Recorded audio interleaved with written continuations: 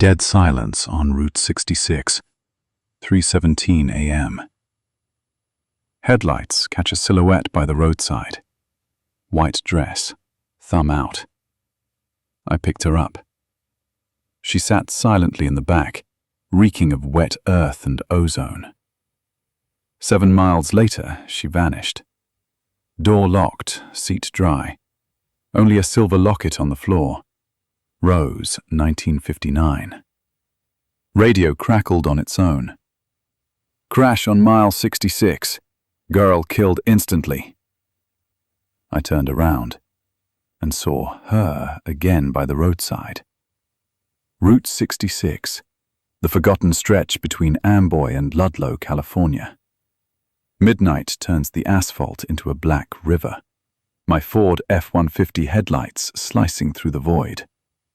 The radio picks up only static and distant blues.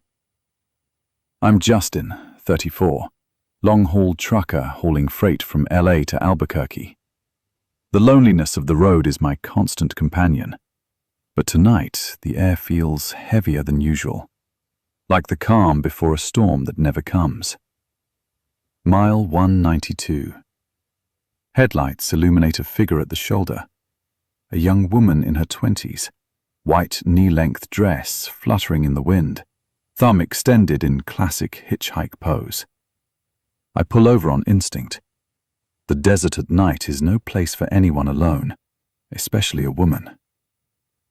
Hop in, I mutter, popping the back door open.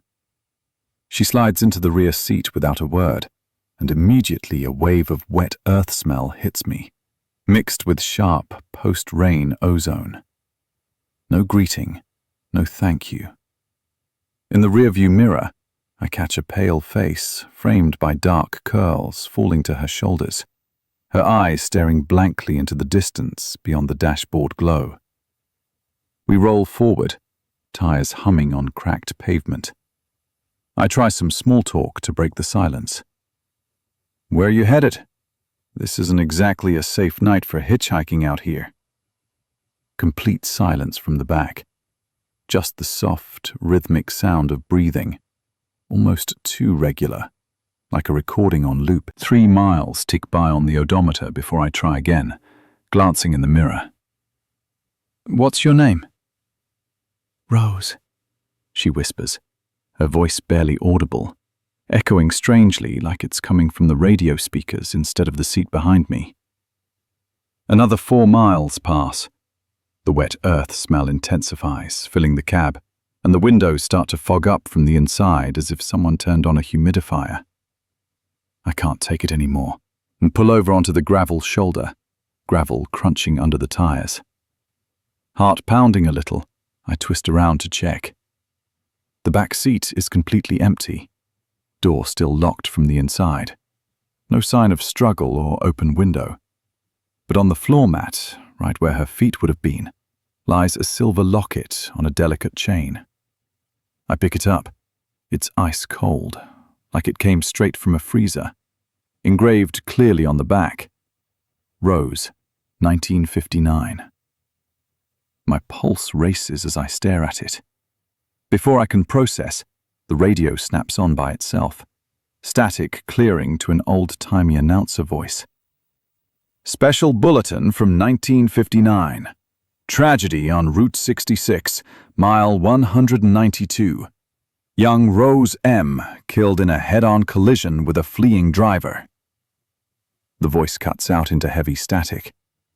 I whip the truck around in a tight U-turn, headlights sweeping the empty road behind us.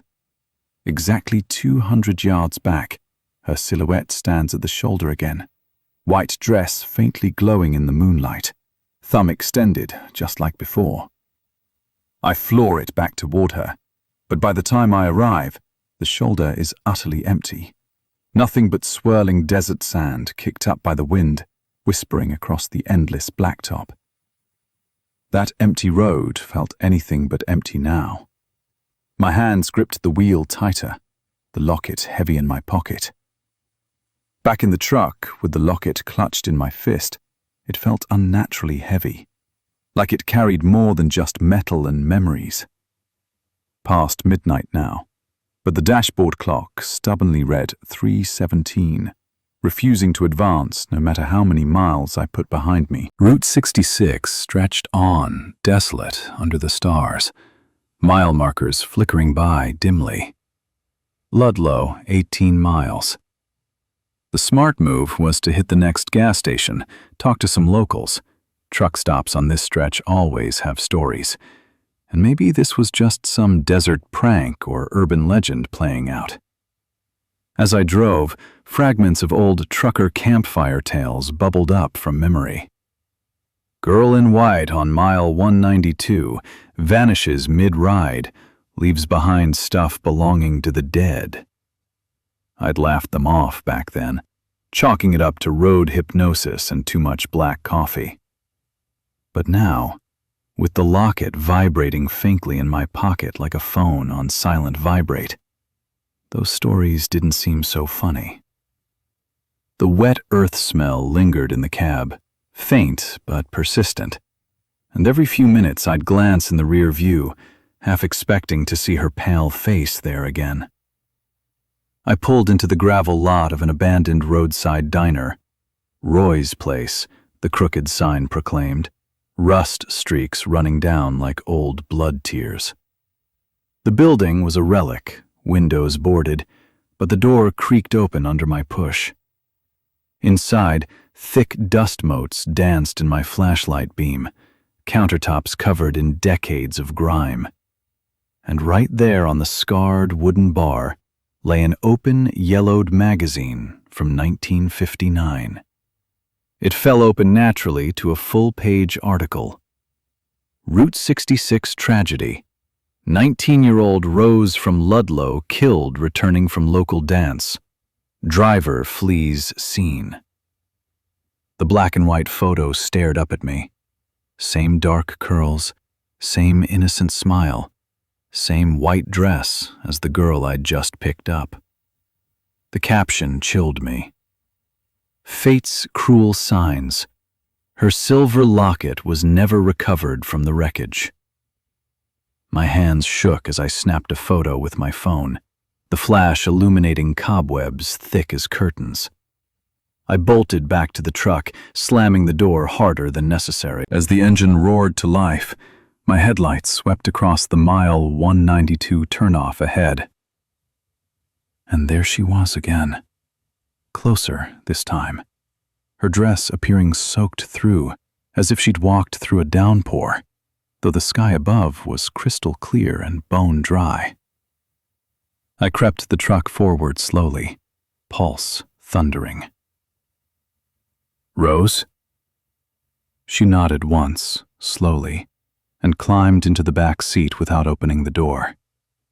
The wet earth stench exploded into the cab, windows fogging over in seconds as if we'd driven into a steam room.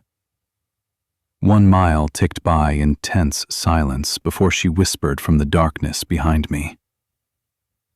Stop at the bridge. Her voice echoed unnaturally, overlapping with faint static from the radio.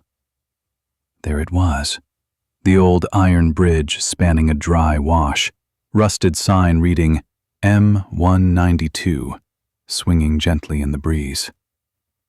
She stepped out, her silhouette lingering for a moment before dissolving into the night, like mist burning off at dawn. The back seat was soaked now, perfect bare footprints outlined in condensation on the vinyl. The radio flickered on. Rose waits eternally for her ride home.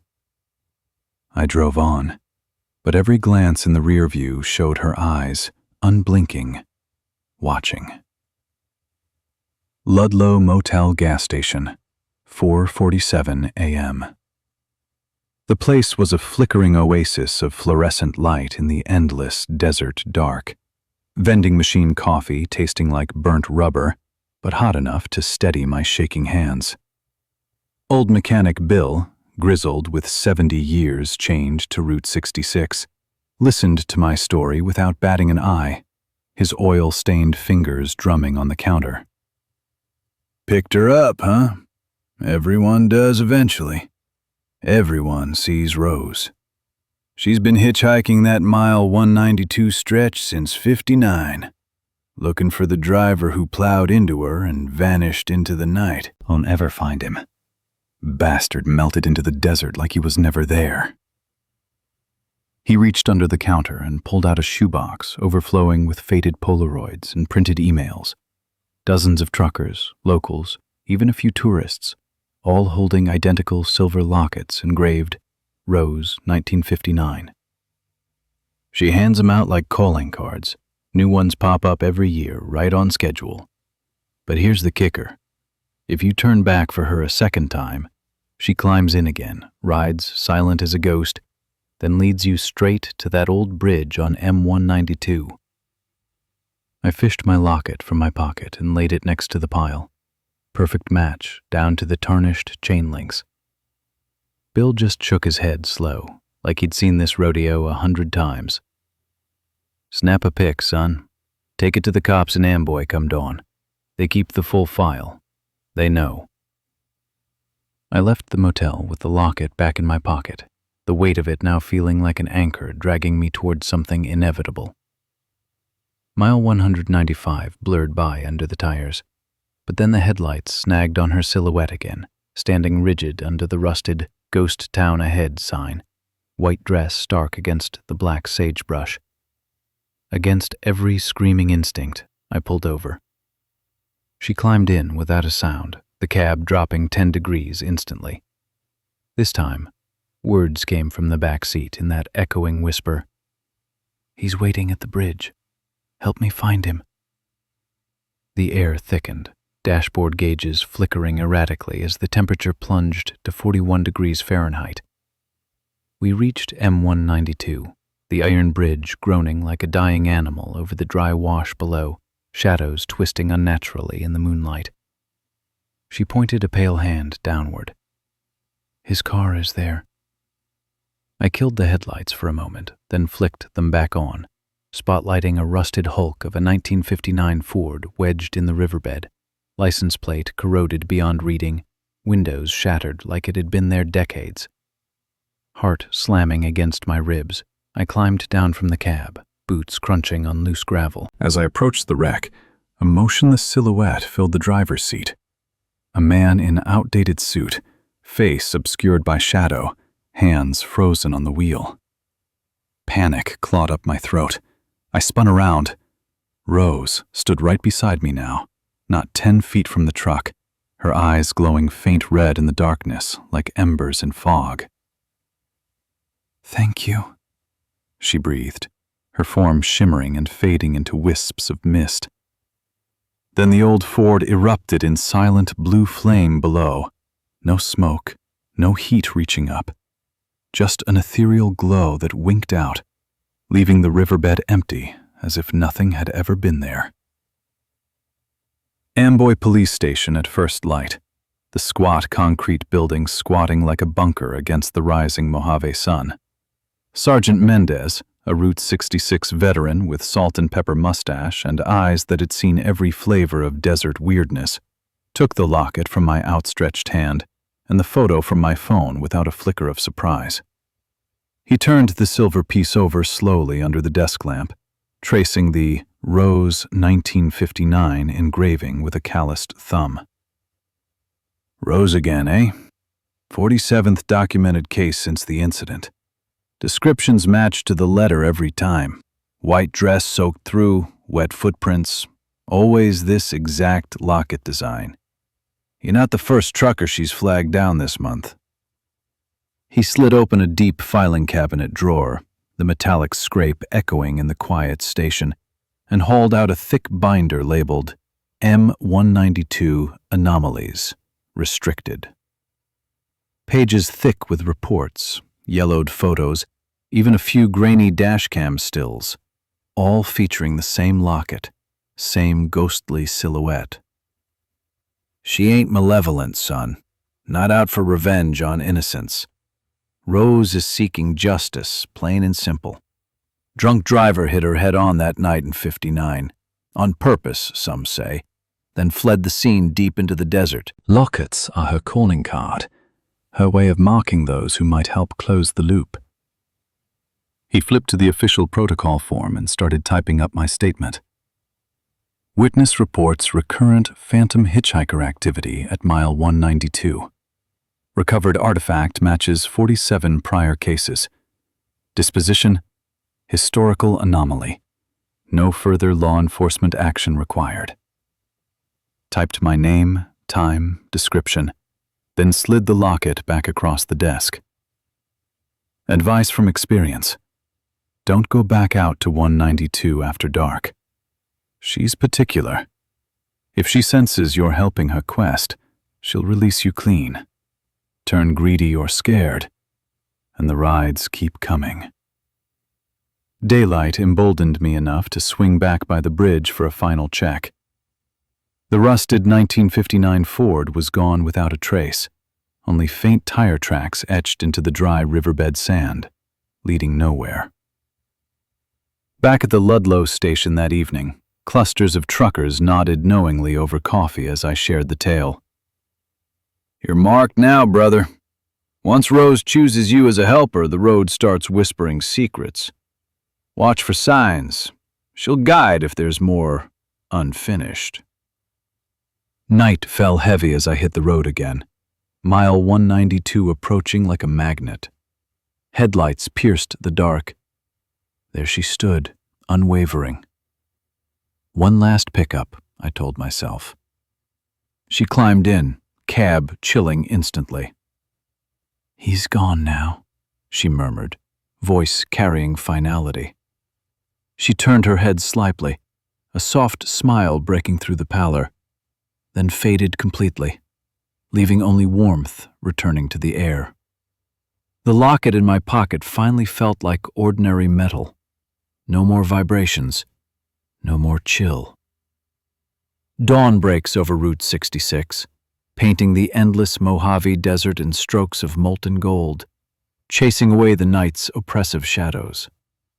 The locket in my pocket has transformed, no longer unnaturally cold or vibrating with some otherworldly energy, just ordinary silver warmed by the rising sun, filtering through the windshield. I pull into Amboy one final time, the tiny ghost town's derelict gas pumps standing sentinel like forgotten soldiers.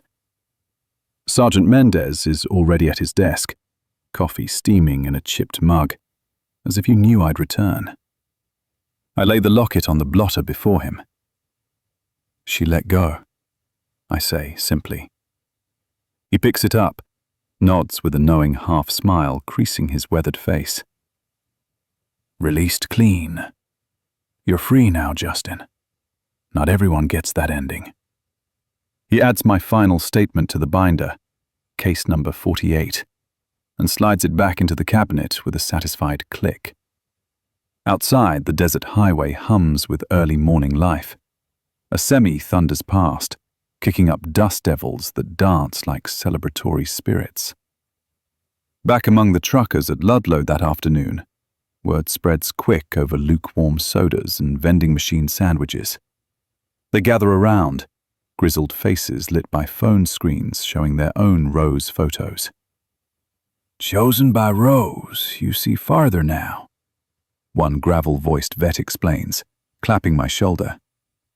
The road don't keep secrets from her helpers. She shares the whispers. Wrecks unseen, loads gone missing, shadows that ain't right. From that night on, I stick to daylight runs on 66, avoiding mile 192 after sunset like a personal vow. The locket sits on my dashboard now, a quiet talisman catching glints of sun. But sometimes, in the rear view during long hauls, I catch a faint smile in the periphery, gone when I look direct. Night drives bring 50s blues crackling unbidden from the radio, harmonica wails carrying across decades. And I know deep down she's finally home. Her unfinished road walked to its end. Route 66 is woven with secrets deeper than any map shows. Pick up hitchhikers with care, especially the ones in white dresses waiting silent on mile 192. Some rides are meant to end at dawn. Others echo eternally. End of story. Drop your Route 66 encounters in comments. Subscribe. Next, Hoya Bachu Forest. Voices.